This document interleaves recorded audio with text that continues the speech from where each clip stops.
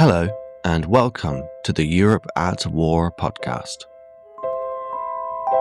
Episode 4.3, City Under Siege. We left off last week's episode with the arrival of the American 2nd and 69th Infantry Divisions outside of Leipzig, where they were encamped, waiting for the order to assault the city. The Americans had no idea as to the quality or size of the Leipzig garrison, but given the size and importance of the city to the Third Reich, the ranks of American infantrymen gearing up for the assault likely feared days of arduous street fighting ahead. The American infantry had medium and light tanks in support, along with artillery units who could be called in to shell German positions.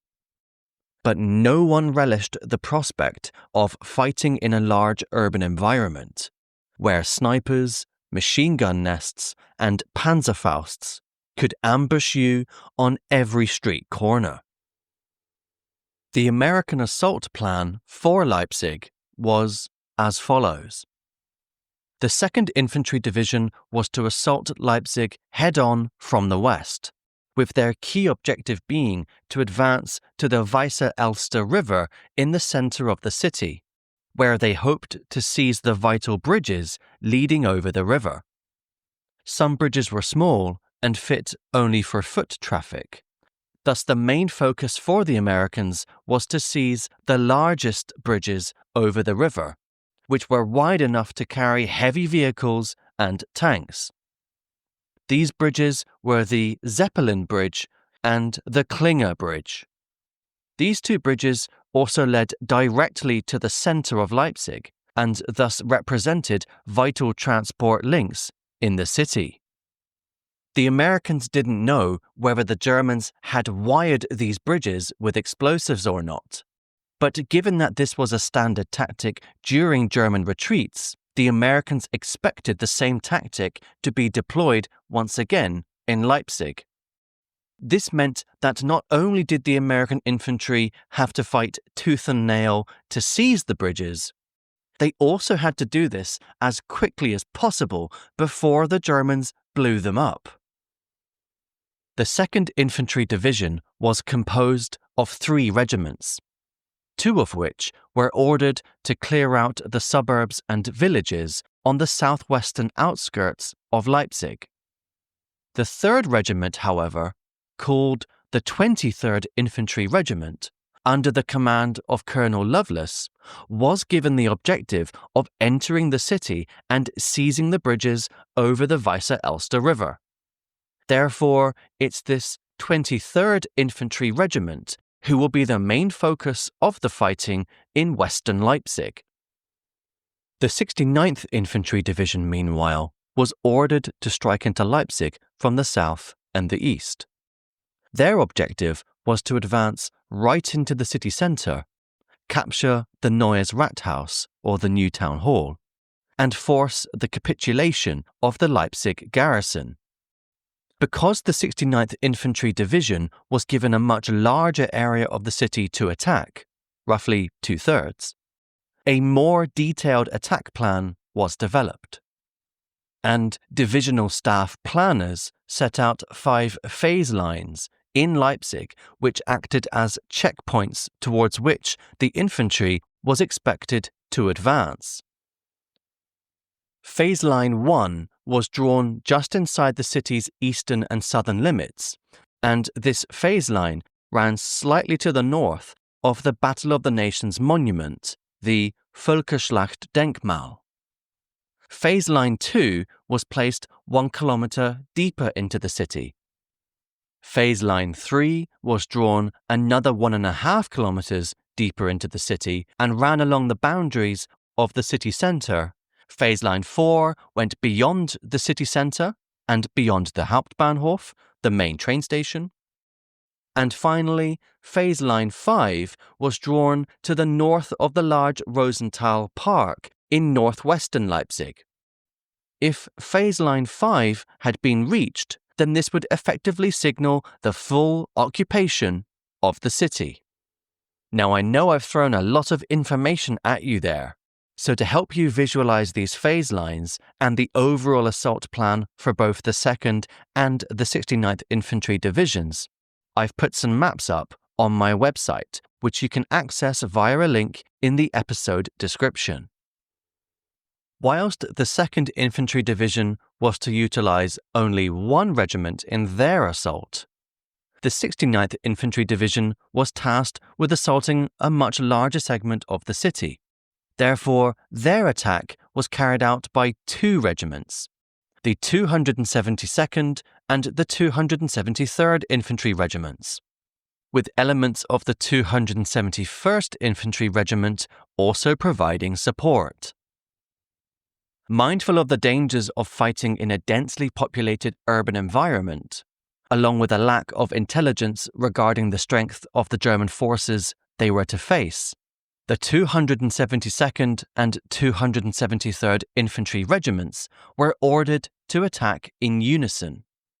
For example, if one regiment reached a phase line, their orders were to halt and wait for the other regiment to catch up, so that both regiments could proceed towards the next phase line together. The general thrust of their attack was as follows. The 272nd Infantry Regiment, attacking Leipzig from the east, was ordered to focus their line of attack into the direction of the Hauptbahnhof, whilst the 273rd Infantry Regiment, attacking from the south, was instructed to head for the Neues Rathaus, the new town hall. Both regiments were also ordered to assemble small, fast-moving strike teams composed of infantry and tanks. If the strength of the enemy forces was light, or if an opportunity presented itself, these strike teams, called task forces, were instructed to strike quickly into the center of Leipzig towards the Neues Rathaus. The objective of these task forces was to proactively engage the enemy in the center of the city, surprise and overwhelm the German defenses at the heart of power, and also, if possible, link up with the men of the 2nd Infantry Division assaulting Leipzig from the west. This shows that the American assault plan for Leipzig was actually quite ambitious, and reflects the fact that the Americans lacked detailed intelligence about the city and its defenders. Therefore, this flexible assault plan was created so that the Americans could respond to any sudden challenges or opportunities if they presented themselves on the battlefield. Now, with the assault plan for Leipzig outlined, the American attack could begin. The 23rd Infantry Regiment from 2nd Infantry Division started its assault on Leipzig during the night of the 17th and 18th of April, using the cover of darkness to proceed through the myriad of small villages to the west of the city. Initially, they met little opposition as they advanced, but as soon as they reached the village of Berlitz-Ehrenberg on the northwestern outskirts of Leipzig, they faced a hail of small arms fire and Panzerfaust rockets fired from ranks of Hitler Youth boys. This represented the outer defense line of the city. An intense firefight followed, and two platoons from 2nd Battalion's Company G were cut off for hours, pinned down and unable to rejoin their fellow platoons due to the unrelenting fire from the Hitler Youth unit. The Hitler Youth boys were in spitting distance of the American platoons, and it seemed that the only way the Americans could escape their predicament was to engage the Hitler Youth boys head-on. But getting into a firefight at point-blank range would have been extremely bloody, and at this late stage of the war, the officers sought to avoid unnecessary casualties if possible. Therefore, in order to rescue themselves, the platoons were forced to call for artillery support to rain down a barrage of fire on their own positions. The terrifying spectacle of American firepower broke the resistance of the Hitler Youth, and they scattered, enabling the cut-off American platoons to rejoin the rest of the battalion. With all units accounted for, the American advance could continue.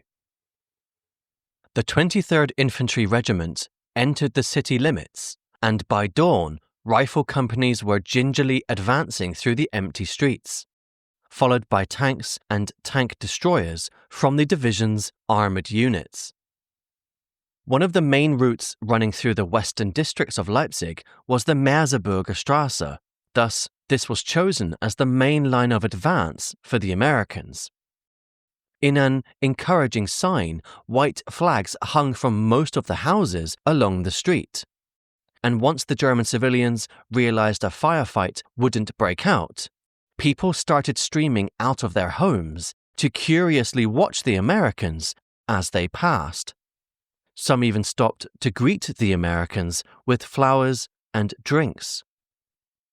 The American advance through the western districts was proceeding largely without incident, because when groups of Volkssturm set up defensive positions to engage with the incoming American forces, the people of Leipzig intervened before any firefight could break out. These unarmed civilians bravely took it upon themselves to disarm the Volkssturm men, no doubt saving the Volkssturm fighters from being needlessly slaughtered. Despite the lack of engagements, the Americans proceeded cautiously, and they set up a temporary command post at a hotel in the district of Lindenau. Here, the Americans paused to assess the situation and plan the next stage of their advance. And whilst they waited, curious groups of locals swarmed around the American trucks. The people were genuinely happy to see American soldiers marching down their streets, and some German civilians had been eagerly preparing for their arrival, as described by the Leipzig resident Gerhard Gunther. Even as a child, not yet 4 years old, I began to repeat English phrases in the air raid shelter. My grandmother, my mother, and many other people seeking shelter there had brought their remaining English school textbooks with them, so that we could greet the soon-to-be arriving Americans.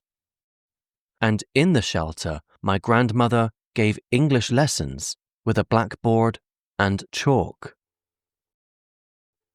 Nazi propaganda had long painted America as a multiracial and decadent land. But this was the first time many Leipzigers had ever met an American in the flesh. In places like Haube, Bautzen, and Berlin, the locals were completely frightened of the Russians, and were willing to fight them to the death rather than risk falling into Russian hands alive. However, in Leipzig, the people had almost no fear of the Americans at all. But we shouldn't understand the 23rd Infantry Regiment's march into the western districts of Leipzig as something of a peaceful jolly. For as soon as the Americans reached the all-important bridges over the Weisse Elster River, German resistance stiffened. At 9 a.m., the first American patrol reached the Zeppelin Bridge and reported that it was still intact. But they beat a hasty retreat after receiving heavy German fire. Then, at 10 a.m., a column of American tanks passed the Felsenkeller brewery on their way to the Klinger Bridge, when the lead Sherman tank was suddenly hit by a Panzerfaust rocket fired by a Hitler Youth boy hiding nearby. The Panzerfaust scored a direct hit, setting the tank on fire and killing all 5 crew members inside. The Hitler Youth boy was immediately cut down by a burst of machine gun fire fired from an American vehicle, and another Hitler Youth boy was captured. This engagement showed the Americans that danger was lurking around every corner, and it marked the first major loss of life for the 2nd Infantry Division in their assault on Leipzig. Today, a memorial marks the exact spot where the tank was hit. Despite this setback, the men of Company C from 1st Battalion continued down Karl-Heine-Strasse towards the Klinger Bridge, exchanging sporadic fire with German soldiers, and one American soldier was wounded.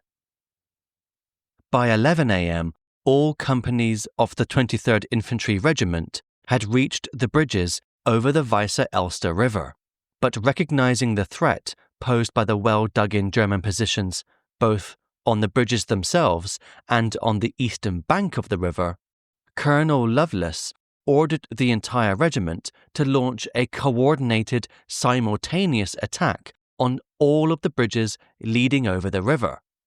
The hope here was that if all of the bridges were attacked at the same time, then the German defenders would struggle to repel the American assault, meaning a breakthrough could be achieved on at least one of the bridges. At noon, the order was given to commence the assault, with the task of capturing the Zeppelin Bridge given to 1st Battalion's Company B. As the riflemen of the company approached, they could see that the access to the Zeppelin Bridge had been blocked by a set of stone-filled tramcars and piles of rubble. To make things worse, concealed German snipers and machine gun nests pinned down any American rifleman who tried to push his way past these barricades. The intensity of the fire from the German positions stalled the American attack for hours. A renewed assault on the bridges was launched at 2 p.m., and in this assault, the Klinger Bridge was successfully seized by the men of 1st Battalion's Company C, who were able to establish a bridgehead on the other side of the river. The fight to seize the Zeppelin Bridge, however, was a different matter, with the strength and volume of German defenders here a reflection of the fact that this was the most important bridge over the Weisse Elster River. Here, some of the most intense scenes of fighting of the Battle of Leipzig were to take place, and the bloody fight to take the Zeppelin Bridge was documented by the war photographer Robert Capa. The Hungarian-born Robert Capa is considered one of history's greatest war photographers, and during the Spanish Civil War and the Second World War, Capa gained a reputation for taking some truly breathtaking and bloody photos of frontline soldiers in the heat of battle. Nowadays, Robert Capa's legacy is hotly contested, with the legitimacy of some of his most famous photos being questioned. I won't get into that debate here, as there's actually a great episode of the World War II podcast in which Angus Wallace interviews the author Charles Herrick regarding those claims. But whilst the veracity of Robert Capa's earlier work has come under the microscope in recent years, no one can doubt that he was certainly close to the fighting in the Battle of Leipzig. And in one tragic instance, he was only a few feet away from death itself. Capa was embedded with American forces as they launched their offensive towards the Elbe and Mulde rivers, and by the 18th of April, he had joined the frontline American troops fighting in Leipzig. Capa was embedded with the 23rd Infantry Regiment during their assault on the Zeppelin Bridge, and he followed a machine gun platoon from 1st Battalion's Company D as they entered a residential apartment building on Frankfurter Allee 39, now called Jahn Allee 61. This house was only 100 yards from the bridge, and it overlooked the approach to Zeppelin Bridge, giving the machine gun platoon a clear line of sight from which they could lay down covering fire. The machine gun platoon occupied the second-floor flat in the building. Private Raymond Bowman and Clarence Ridgway moved onto the balcony where they set up their gun. Robert Capa positioned himself on the balcony as well, and he photographed both men as they operated the gun. The series of photos Robert Capa took painted an intimate picture of the American soldier's life on the front line. For instance, both men wore Luftwaffe helmets, coated with sheepskins, which had been looted only a few days previously. In an interview from 2020 with the author Alex Kershaw, their fellow gunner Layman Riggs, who was inside the flat at the time, and for whom Bowman was standing in for on the machine gun, described what happened next. I had just been firing the gun, and I just stepped back off the gun, and he had taken over. I happened to look up and see the bullet pierce his nose. The bullet that hit him killed him, ricocheted around the room, and it's a miracle that it didn't hit me. As soon as he got hit, somebody had to take the gun. I had to jump over him and start firing. Private Bowman had been shot in the head by a German sniper, and he was killed instantly. By this point, Robert Capa had pulled back inside the flat and was only a few meters away from the men when the German sniper had taken his shot. Capa then photographed Bowman as he lay lifeless on the floor, his slumped body lying in a pool of blood. This incredibly graphic image became known as The Last Man to Die when it was published in Life magazine on the 14th of May, 1945. Though at the time, Private Bowman was not identified in the photo.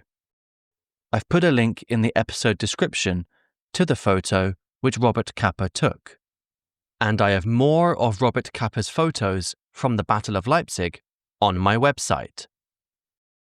Of course, Private Bowman would be far from the last soldier to die in the war, or even in the Battle of Leipzig.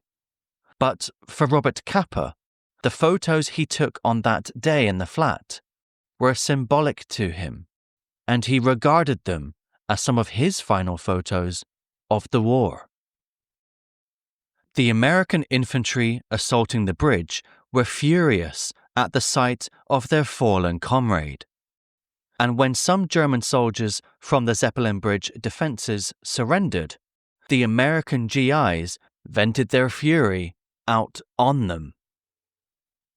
Robert Capa photographed one American soldier poking his bayonet at the surrendering Germans, and the soldier then followed up with a series of kicks and slaps against the men. Reportedly, one of the surrendering Germans was the sniper who had taken the fatal shot which killed Private Bowman. But this is unclear. In any case, given the severe nature of the photos, the American military censors forbade them from being published. Despite the anguish of losing their comrade, the men of 1st Battalion's Company B couldn't mourn their loss for long, because they had no choice but to push on and capture the Zeppelin Bridge intact before the Germans blew it up. Calling in artillery and tank fire to smash the German defences wasn't an option, because the Americans feared that this might trigger any explosives tied to the bridge. So unfortunately, it fell once again to the infantry to make the all-important breakthrough. American riflemen tried in vain to cross the bridge, crouching forward through an unrelenting torrent of German machine gun fire. But with only the tramcars and some battered stone bridge parapets for cover, the attack stalled. As the minutes ticked by, the Americans feared the bridge would blow. But then, up stepped Staff Sergeant Ernest Barber. Recognizing that something drastic was needed to break the stalemate, Sergeant Barber broke cover and all alone raced across the bridge under heavy enemy fire.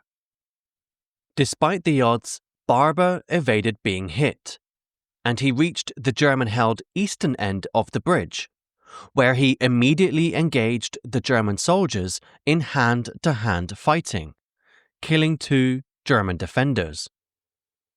Sergeant Barber was then wounded and fell.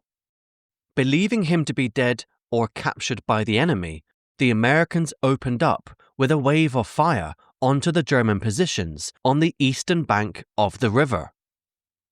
However, incredibly, Sergeant Barber was still alive, and despite his wounds, he got to his feet and carried on his attack, charging the remaining German positions. Fueled by adrenaline and sheer bloody-mindedness, Sergeant Barber single-handedly captured 2 machine gun posts and a 20mm gun, killing their crews. Despite these heroics, Sergeant Barber knew he couldn't hold the eastern bank of the river by himself, and that if a German counterattack was launched on his position, his chances of survival would be slim. Therefore, thinking quickly, he captured 5 more German soldiers, who he used as a human shield to cross back over the bridge to American lines on the west bank of the river. With the German defences on the eastern side of the bridge now wiped out after Sergeant Barber's one-man rampage, bulldozers were used to push the stone-filled tramcars to the side, and a column of American tanks and tank destroyers were able to roll across the bridge unopposed. Supporting infantry crossed over as well, and they occupied the houses on the eastern bank of the river at 3:15 in the afternoon. For his heroic actions in forcing the breakthrough on the Zeppelin Bridge, Staff Sergeant Barber was awarded the Distinguished Service Cross. By 4 p.m., the men of Company B had formed a strong bridgehead on the eastern bank of the river, and the Zeppelin Bridge was firmly in American hands. Shortly afterwards, word came in that all of the other remaining bridges over the Weser-Elster River had also been captured, and crucially, the bridges were all intact. Over the next few hours, patrols were sent out to eliminate any pockets of German resistance in the nearby streets, but the bulk of the 23rd Infantry Regiment held their positions along the river, awaiting the arrival of the men of the 69th Infantry Division, assaulting Leipzig from the south and the east. General Reinhardt, commander of the 69th Infantry Division, ordered his forces to launch their attack on Leipzig at 12:45 on the 18th of April, and when the attack commenced, 272nd Infantry Regiment followed Reichsstraße 6 into the east of the city, whilst the 273rd Infantry Regiment advanced along Landstraße 176, leading into the southeast of Leipzig. As the 2 regiments had very differing objectives, I will cover their attacks in turn. So the 272nd Infantry Regiment entered East Leipzig with 1st Battalion on the left flank and 2nd Battalion on the right. Each battalion was supported by 1 platoon of Sherman tanks and 1 more platoon of M10 tank destroyers. But, unsure of the level of German defences in their path, both battalions also deployed battle patrols composed of mixed infantry and tanks, which advanced ahead of the main body of American troops in order to scout out for the enemy. As 2nd Battalion entered the district of Paunsdorf on the city's eastern outskirts, their battle patrol came under heavy fire from German troops, who unleashed everything from small arms fire to machine gun fire, grenades, and Panzerfaust rockets at the Americans. This impressive barrage temporarily pinned down the American battle patrol, but as soon as the Americans deployed their Sherman tanks, the Germans scattered and fled.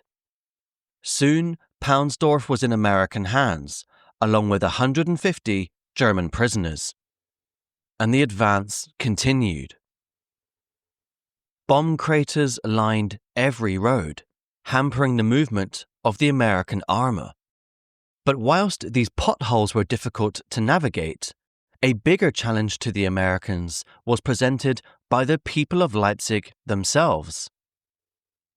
Just as in the west of the city, the American forces advancing through the eastern districts of Leipzig were likewise swarmed by groups of German civilians curious to greet the American troops. Once again, large crowds impeded the movement of American vehicles, and whilst the initial scenes were ones of jubilation and cheering, things quickly turned sour when groups of forced foreign labourers took advantage of the arrival of the American troops to start looting local businesses, warehouses, and storage depots. You can hardly blame these foreign labourers for venting their anger in this way, given the fact that they had been treated like slaves for the past few years. But the looting, nevertheless, produced a sense of chaos, complicating the American advance through the east of Leipzig. As the Americans advanced deeper into the city, they were met by an increasing amount of German sniper fire from the upper floors of buildings. Incredibly, despite the sniper fire ricocheting off American tanks, German civilians continued to block the streets and swarm the American troops, and they refused to move even when American infantry pointed at them with rifles, demanding that they return to their homes.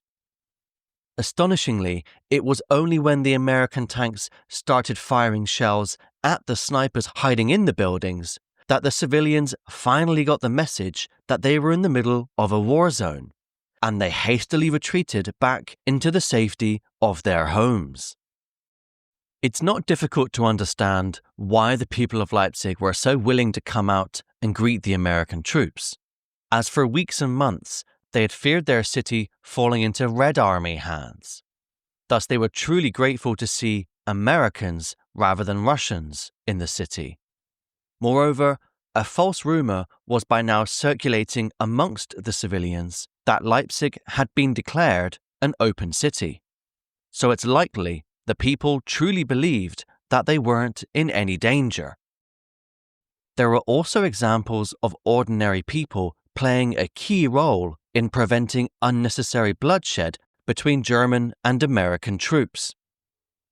For instance, a group of German women were appalled to see a unit of Hitler Youth boys setting up a machine gun nest on a street corner on Eisenbahnstraße, so they chased the boys away back to their homes. Shortly afterwards, American tanks came rolling down the street without a single shot being fired. By 3:30 in the afternoon, both battalions from the 272nd Infantry Regiment reached Phase Line 1. And by 6 p.m, Phase Line 2 was also reached. Given the relative ease of the American advance through eastern Leipzig, at 7 p.m, just as darkness was closing in, 2nd Battalion was instructed to form a task force of tanks and infantry to strike quickly into the city centre. Their objective was to make contact with the 2nd Infantry Division, who had radioed to say that they had successfully crossed the Weisse Elster River. This task force was made up of 5 Sherman tanks supported by 2 platoons of infantry riding on the tanks. And after clearing the roadblocks and debris which littered the road ahead of them, the task force set off. Shortly after 8 p.m, the task force passed by the massive Hauptbahnhof when the lead Sherman tank was suddenly hit by a Panzerfaust rocket and was knocked out. Most of the riflemen hanging onto the tank were thrown off, but 1 was killed and 2 others were wounded. The tank crew quickly climbed out of the burning vehicle, but the tank commander had been killed in the blast, and 2 further crew members had been wounded. One of the other Sherman tanks in the task force opened fire on the Hauptbahnhof, but its shells bounced harmlessly off the thick concrete walls of the building. Undeterred, the tank commander thought of another way to take the fight to the enemy. So he drove the tank full speed into the Hauptbahnhof, using the tank as a battering ram to burst through the walls. This shock and awe tactic was successful, as the tank cut down dozens of defending German troops, whilst many others ran away in a blind panic into the surrounding streets, where they were instantly fired upon by waiting American infantry, or they were captured. But one tank couldn't take on the entire Hauptbahnhof building alone, so the tank was forced to pull back to American lines. Heroics aside, the task force was stuck without reinforcements. The force lacked the numbers to assault and fully occupy the building, and they were also unable to call in artillery fire to destroy the building due to the difficulties of pinpointing targets in the fading light, especially with their own men so close by. The task force had already suffered a high number of wounded, so they decided to pull back most of their infantry and tanks to look for an alternative route into the city centre. A screening force was left behind to maintain pressure on the remaining German troops left inside the Hauptbahnhof. Meanwhile, the rest of the 272nd Infantry Regiment had continued their advance, and by 9 p.m. they had reached Phase Line 3, and thus sat on the edge of the city centre. However, what had been a relatively simple advance through eastern Leipzig became more complicated as darkness fell, and American patrols found it increasingly difficult to navigate the confused streets of Leipzig in almost pitch-black conditions. By 10 p.m., most of the regiment's armour and infantry had been pulled back to Phase Line 3, and given the difficulties of fighting at night, the men were expecting to consolidate their position and regroup for a renewed drive into the centre the next morning.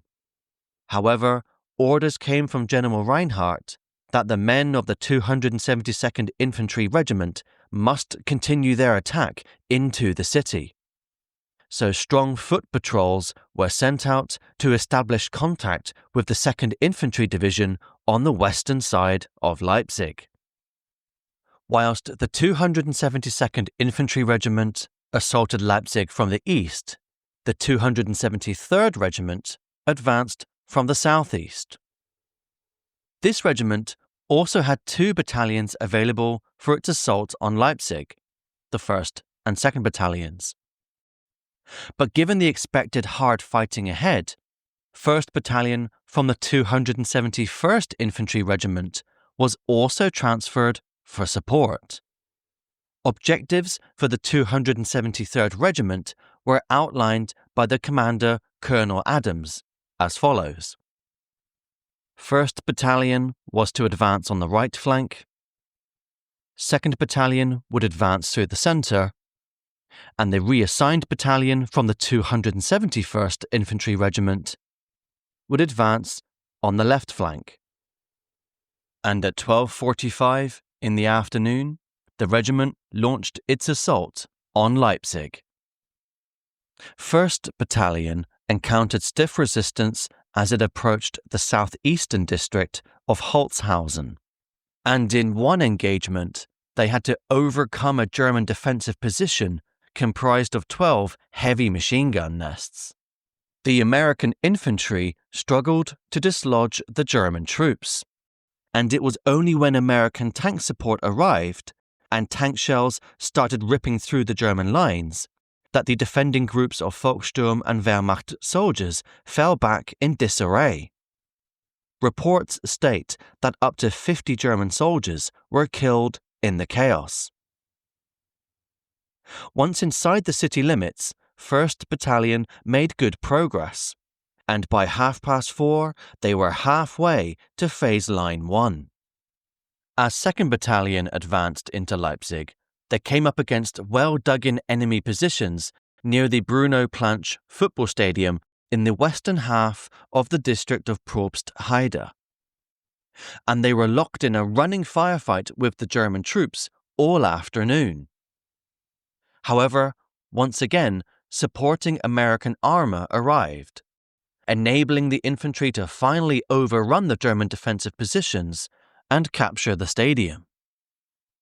Despite some challenges, the 273rd Infantry Regiment was advancing on schedule, and with the first lines of German defence overcome, the regimental commander, Colonel Adams, ordered that a mobile assault force make a break for the city centre.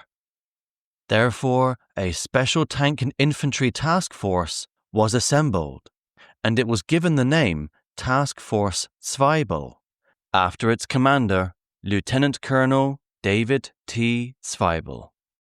This task force was an impressive sight, consisting of 7 M4 Shermans, 4 M5 Stuart light tanks, 2 M3 half-tracks, 5 tank destroyers, and about 185 riflemen. Shortly before 6 p.m., this group embarked on a hair-raising mission to punch through to the city centre and reach the Neues Rathaus. The task force set off, but as they advanced down Preußenstraße, today known as Pragerstraße, and they approached the Völkerschlacht Denkmal, the group of 300 German soldiers inside the monument, led by Colonel von Pontset, suddenly opened fire on the Americans. This intense barrage of small arms fire, machine guns, Panzerfausts, and even a 20mm gun wreaked havoc on the American task force, with one Sherman tank being knocked out and numerous infantry becoming casualties. The men who were hit rolled off the tanks, with the rest of the infantry holding on for dear life whilst the tanks picked up speed to escape the incoming German fire. The Americans tried to return fire, but the German defenders had boarded up the windows to create narrow firing slits. This made it almost impossible for the Americans to hit the German troops inside the monument. Lieutenant Zweibel's task force tried to push on, but then the 5th tank in the column was also knocked out by a Panzerfaust fired on the corner of Preußenstraße and Ludolf-Kolditz-Straße. This engagement was later described by one of the American soldiers in the task force, who was travelling in one of the following jeeps. The first bazooka hit in front of the tank. The second landed between the tank and our jeep, and the third bazooka hit the tank. The explosion pushed our jeep to the side of the road. The driver just managed to steer to the left to avoid running over a wounded infantryman, and the tank drove onto the curb. Enemy machine gun fire focused on the jeep. Our men ran to a nearby house and kicked in the back door. We had a wounded infantryman with us. At this point, Lieutenant Zweibel made the decision to split his force, ordering the lighter tanks to remain in the area close to the monument to engage the German defenders holed up there. Zweibel, however, opted to continue his drive into the city, and he ordered the remainder of his heavier Sherman tanks to join him on a mad dash to the Neues Rathaus. And they raced off at full speed, hoping to reach the centre before nightfall. The remaining infantry of the task force bravely holding on to the speeding tanks. Lieutenant Zweibel's task force had already suffered 40 casualties, mostly wounded. Most worryingly, however, some riflemen had become separated from the task force and were left behind. These men were then taken prisoner by Colonel von Pontset's force, and they were held captive inside the monument by the Germans. Meanwhile, the rest of 1st Battalion had been making a slow advance into the city, and by 7 p.m. they had reached Phase Line 1. Here, they waited for 2nd Battalion to catch up. However, 2nd Battalion's advance towards Phase Line 1 took them also right past the Völkerschlachtdenkmal. An initial assault by the 2nd Battalion on the monument at 8 p.m. was met with such fierce German resistance that the regimental commander, Colonel Adams, ordered the 2nd Battalion to bypass the monument entirely, and the men continued towards Phase Line 1, where they linked up with 1st Battalion. In the meantime, tanks, tank destroyers, and the divisional artillery positioned outside of the city kept the Völkerschlachtdenkmal under a constant barrage of fire. Throughout the rest of the evening, the battalions of the 273rd Infantry Regiment continued clearing out German opposition from the southern districts of Leipzig, and by midnight they also managed to establish contact with the 272nd Infantry Regiment assaulting Leipzig from the east.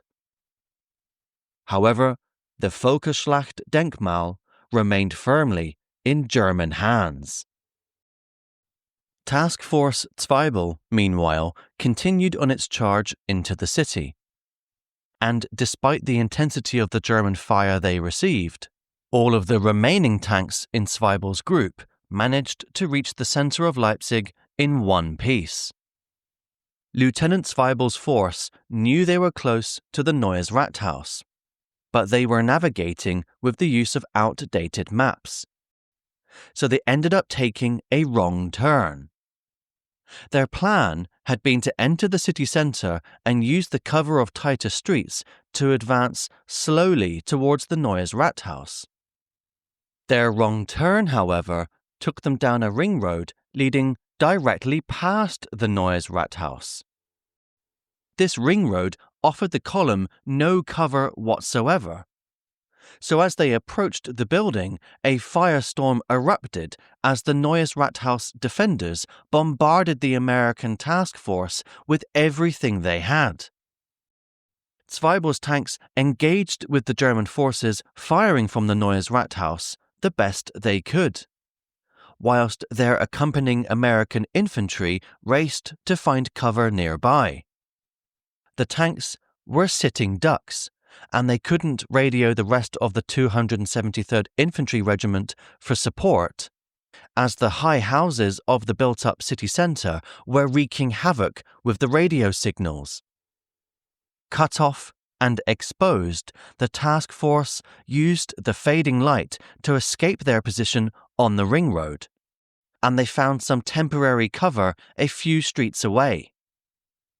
The intense firefight at the Neues Rathaus, combined with the mad dash into the centre, had shredded the task force, with dozens of riflemen having been wounded, captured, or killed.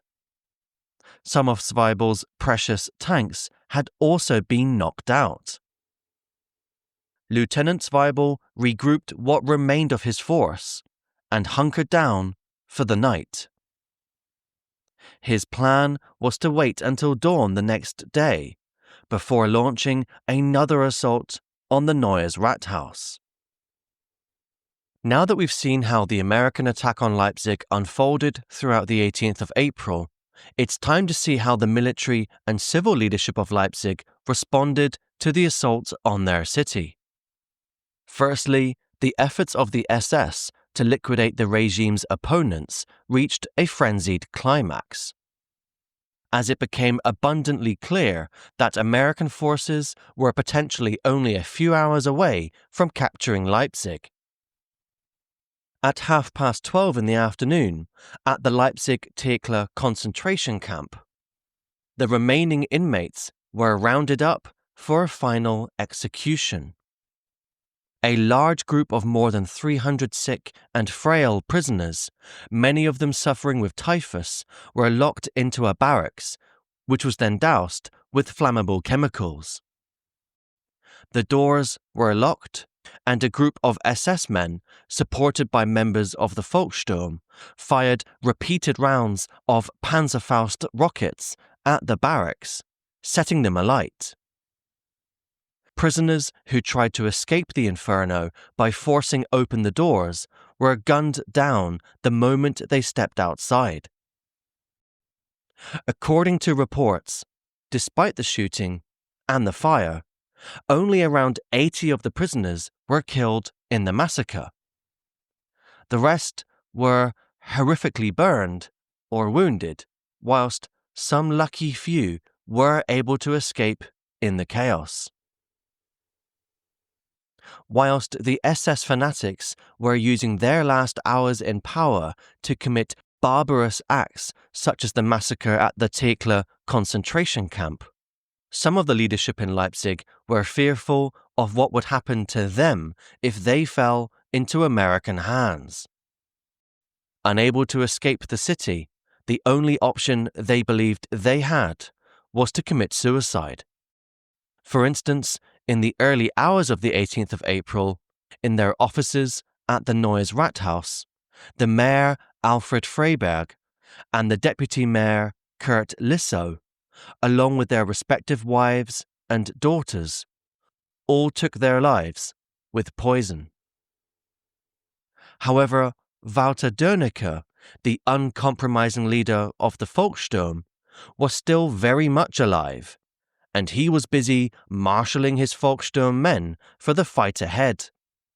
He was determined to fight to the very end, and from the relative safety of the well-defended Neues Rathaus, it seemed he and his men could hold out for days. But with the suicide of both the mayor and deputy mayor, there was now a power vacuum in Leipzig. And that's when Police Chief von Grollmann stepped in. Grollmann, desperate to avoid any further bloodshed, took it upon himself to assume political authority in the city. And his first unofficial act was to attempt to surrender Leipzig to the Americans. In the early afternoon, von Grollmann made a radio broadcast to the people of Leipzig, announcing that he had taken command of the city. He promised to do all he could to protect the people from harm, but he made a desperate plea for them to keep off the streets during the fighting, and also to refrain from panic and plunder. Von Grollmann knew that the Americans had entered the western districts of Leipzig, so he ordered one of his officers to make contact with those American forces in order to open surrender negotiations. What followed was utterly farcical. American negotiators, eager to accept the surrender of Leipzig, were taken by jeep to von Grollmann's police headquarters. However, their expectations were quickly dashed when von Grollmann informed the Americans that he only controlled the city's police force, and thus had no authority over the Wehrmacht, Volkssturm, and SS men still fighting in Leipzig. At one point, von Grollmann even rang Colonel von Ponzett at the Völkerschlachtdenkmal to ask him if he would give up fighting. But von Ponzett simply replied that he had absolutely no intention of surrendering, and he hung up the phone. Von Grollmann then spent the next few hours desperately trying to convince the Americans that his police force could help maintain law and order in the city. But all the Americans truly cared about was an unconditional surrender, something von Grollmann couldn't deliver to them. As well-intentioned as von Grollmann's offer of surrender was, it was largely meaningless, and despite the constant back and forth between him and his American counterparts, the surrender of Leipzig was no closer to being achieved. So, the battle raged on.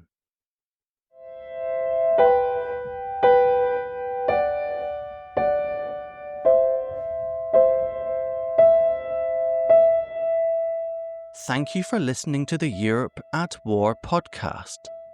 If you're enjoying the show and want to stay up to date with all the latest episodes, don't forget to hit that follow or subscribe button. You can also help spread the word by leaving a rating or review on your favorite podcast platform. It really makes a difference and helps more people discover the show. And if you like what I do, why not consider becoming a Patreon supporter? In doing so, you will help keep the podcast marching forward. To find out all the details, please check out patreon.com/Europe at War. Thank you.